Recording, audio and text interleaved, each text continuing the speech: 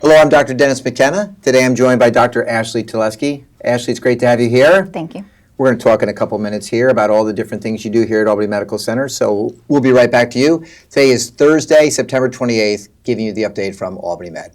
All right, let's go back to the beginning. Now, Ashley, we've known each other quite a long time. Yes. In fact, I first met you when you were a tech working in the emergency department almost 20 years ago, correct? Correct. So talk a little bit about your journey here at Albany Med, where you started, and some of the different things you've done up to the point of the jobs you're doing today. And then I'll ask you some questions about those. I had an opportunity almost about 20 years ago to volunteer here at Albany Med.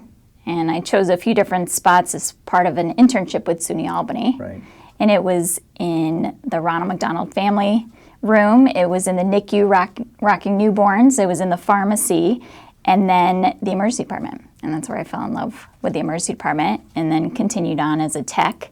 I decided to go to medical school, went away to medical school, but then came back for residency in emergency medicine and stayed on staff here and was fortunate enough to also take on some administrative roles. Absolutely, and we're so glad you stayed. I mean, I could tell even when you were a tech in the emergency department that you were destined for great things, and you've not proven us wrong. Thank you. So let's talk about that. You wear many different hats here. Yes. And in fact, we may not even cover them all.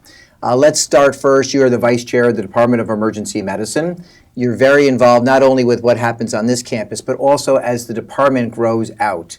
We've talked about the system, the 4 hospitals in our health system: Albany Medical Center Hospital, Columbia Memorial Health, Saratoga Hospital, and Glens Falls Hospital.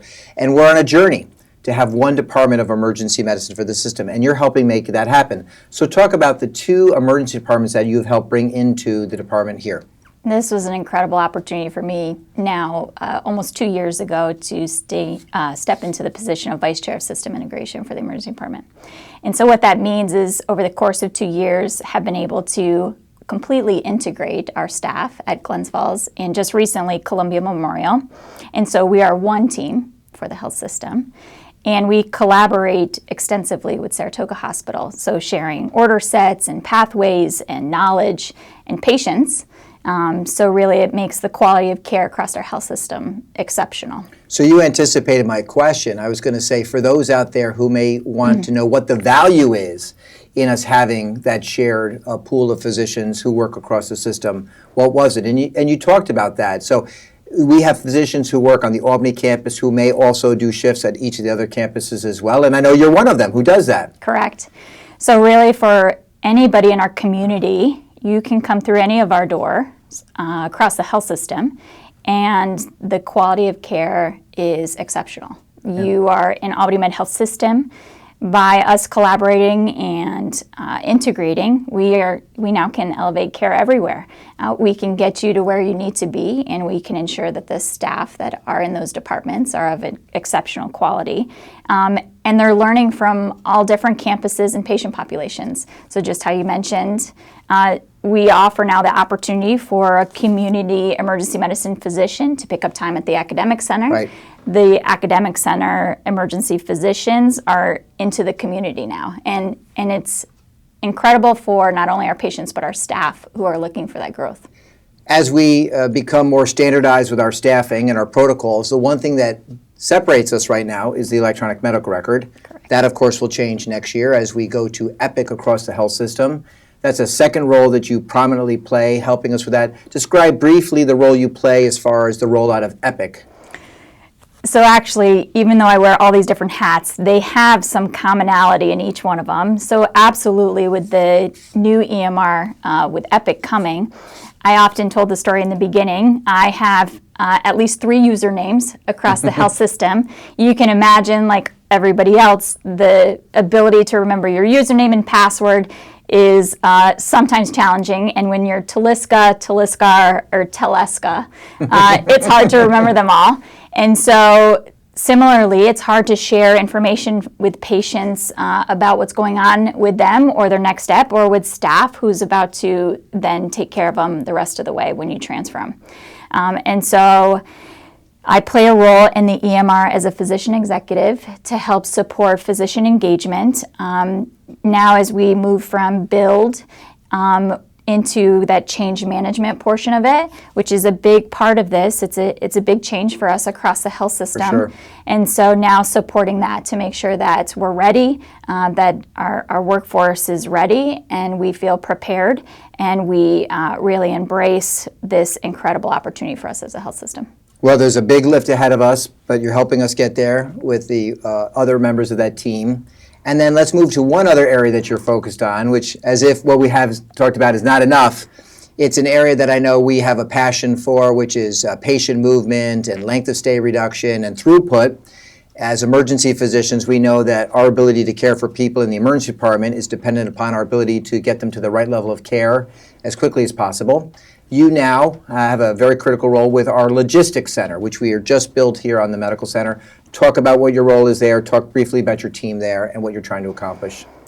So this may be one of my most favorite roles of all time, Chief Logistics Officer. So what that means is I'm responsible for our newly formed logistics center. And so across the nation, really, in the last decade, healthcare organizations like the military or the airlines, they are moving towards setting up these types of logistics centers or command centers to really make real-time decisions and also take preventative measures to ensure good flow. And so healthcare organizations have really leaned in, and it's really behind the scenes. Right. They're not necessarily obvious at the bedside, but they're at the core of operations for the healthcare organization. And they ensure the right patient at the right time, in the right bed, with the right services and the right care team, every step of the way along their care journey. And so we had an opportunity this year, and very fortunate to have, our health system really support such an initiative. It ensures not only that the patients receive incredible high quality care efficiently, but also that our workforce really has an opportunity to be operating at their highest level of potential. So it improves satisfaction not only for the patient but for our staff, and also is financially important for an organization to ensure that you're operating efficiently. And so while across the nation different hospital systems have set them up, and they're all a little bit different, there are some core features that make them all similar. So they co-locate specific teams, and typically those teams have some core function in patient flow or throughput. So for example, transfers, which we've talked about. Right. So we currently facilitate transfers across the health system for every campus. So that's not only within our campuses, but anybody external to our health system who needs our services. In fact, last month there were over 1,900 transactions for transfers from either different facilities, from urgent cares that were within our system or into our system that the transfer center helped facilitate. Another core element is bed management. Right. So getting the patient in the correct bed when they need to be hospitalized is also important. And really managing admissions through any portal of entry, emergency department, the OR, or directly from an office or from home. Well, I'm sorry. And so Incredible continues to grow. EVS, transport, or other areas. Those are in the next version of that. Yes. Briefly want to shout out the other leadership on your team. Patty Mayo. Okay. Patty Mayo is our director of logistics. She's incredible. I would say we also have been able to recruit some exceptional staff. Brooke Demarest just joined the team as the administrative coordinator. And we are a team of patient flow specialists, patient flow assistants, transfer coordinators, more to come. But I would tell you it's an incredible team with exceptional skill set, multidisciplinary, really bringing great talent to the table. It's a great team. You deserve a lot of credit. There's a lot of work to do there, obviously, to make us more efficient with throughput, but we need the logistics center, and I appreciate your efforts there for sure. Thank you. You mentioned the system role you have. We have many system policies we've rolled out. This year is the first year where we have a system-wide flu policy. Can you give us a quick update on the timeline for getting the flu vaccine and how they can get that done? You bet. So the flu shot is going to be a system-wide requirement. The deadline is Tuesday, December 5th at 9 a.m. Plans are underway to ensure that we have a flu clinic, where I believe this weekend will be in B entry lobby. On the Albany campus, yep. Correct. The vaccine is also available at employee health and in various units and departments. If you do receive your flu shot at any community location, please ensure that you upload the documentation into the quick link, which is on the intranet. Yeah, the quick link works so well. I did that, I think, a year ago, and it's so easy to do. So thank you for that. And this is, I think, at least the fourth year where the flu vaccine has been mandated here at Albany Medical Center. So by now, I think the staff here are very used to that. All right, let's move over. We have a couple of important acknowledgments to make. This is Finance and Accounting Appreciation Week.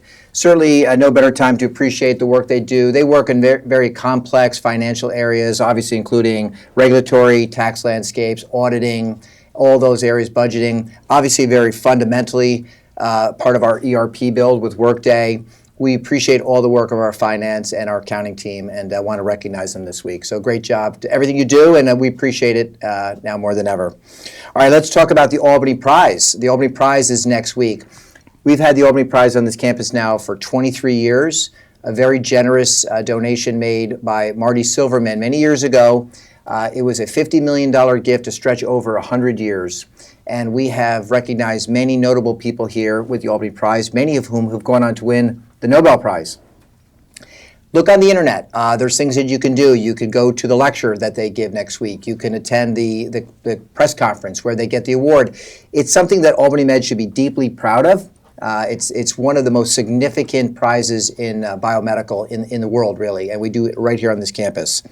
Bonnie Bassler from Princeton, Jeff Gordon from Washington University, and Dennis Casper from a place called Harvard. You ever heard of that? Work on microbiomes and how it affects human health. They're going to be recognized. We congratulate all of those remarkable winners, and we appreciate the work of the college and the foundation to make that happen next week. So we look forward to the Albany Prize. All right, Eye Care Award winners. Shall we talk about those? I think you have one, I have one. Why don't you go first? And these are the compassion, accountability, respect, and engagement ambassadors, the people who really do it better than anybody. We had 2 this month. Why don't you go first? So privileged to say that Noah Hoke, who's an IT business analyst, he played an integral role in the system's move to a new learning management system. So our new learning management system absolutely supports our new EPIC EMR. Noah not only stepped up to help the Center for Learning and Development successfully launch HealthStream on time, but he also took the time to make sure his colleagues understood the new processes and continues to assist with any questions or issues that may arise. Yeah, that was great. It was also his birthday. So if you know Noah and you didn't get a chance, you missed a chance, you can give him a belated happy birthday to Noah. And we also recognize staff pharmacist Lori Hughes, and her story was a remarkable one about how she went above and beyond to help a young cancer patient with making sure that they got their medication. It talked about the extraordinary steps that she did, reaching out, communicating to the family, communicating to the patient, and the follow-up that was required on the weekend even. And it was a remarkable story.